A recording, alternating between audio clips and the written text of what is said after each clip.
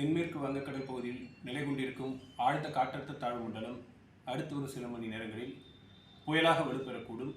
இது தொடர்ந்து வடமேற்கு திசையில் நகர்ந்து நாளை பிற்பகல் காரைக்காலுக்கும் மகாபலிபுரத்திற்கும் இடையே புதுவைக்கு அருகில் கரையை கடக்கக்கூடும். இதன் காரணமாக வட தமிழக கடலோர மாவட்டங்களில் பரவலாக மிதமான மழையும், ஒரு சில இடங்களில் கனமுதல் மிக கனமழையும், ஓரிரு இடங்களில் அதி கனமழையும் பெய்யக்கூடும்.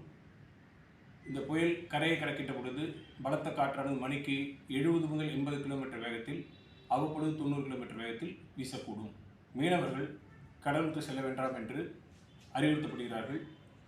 இது குறித்து தொடர்ந்து தகவல்கள் கண்காணிக்கப்பட்டு தெரிவிக்கப்படும். எல்லா மருத்துவமனையிலும் கடந்த மழையின் போது எங்கெல்லாம் பாதிப்பு வந்ததோ, குறிப்பாக தூத்துக்குடியில் பார்த்தீங்கன்னா ஒரு கார்டியாக் டிபார்ட்மெண்ட் கிரவுண்ட் ஃப்ளோரில் இருந்தது.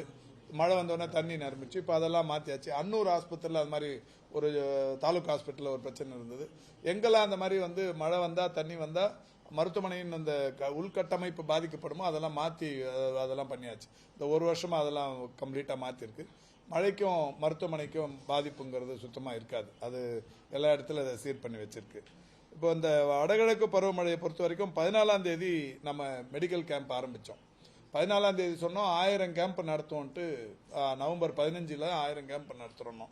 அன்னைக்கிலிருந்து இன்னைக்கு வரைக்கும் கூட கேம்ப் நடத்துறதை நிறுத்தலை. ஏன்னா வடகிழக்கு பருவமழையை பொறுத்த வரைக்கும் தமிழ்நாடு முழுக்கவே எல்லா இடத்துலையும் அந்த மழை பொழிவு இருந்து நிற்கிறதால இது வரைக்கும் நடத்திருக்கிற ஒட்டுமொத்த கேம்ப் பார்த்தீங்கன்னா 49,326 கேம்ப் நடத்திருக்கிறோம். கடந்த 15ஆம் தேதி அக்டோபர் 15ஆம் தேதி தொடங்கி இன்று வரை ஒரு 1.5 மாசத்துல 49,326 கேம்ப் நடத்திருக்கிறோம்.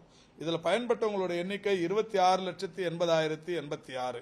இதுல காய்ச்சல் பாதிப்பு 14,665, இருமல் சளி பாதிப்பு 91,556. இந்த வகையில் தொடர்ச்சியாக கேம்ப் நடத்திட்டு இருக்கிறோம்.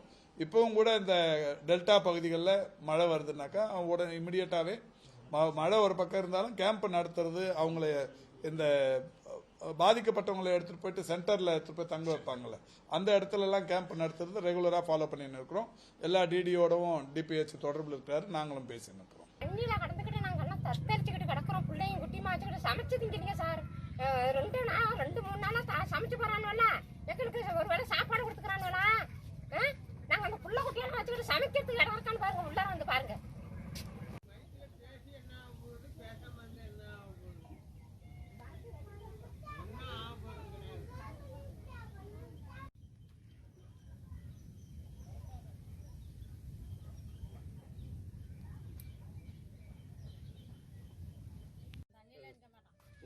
இருங்க எடுக்கட்டும்.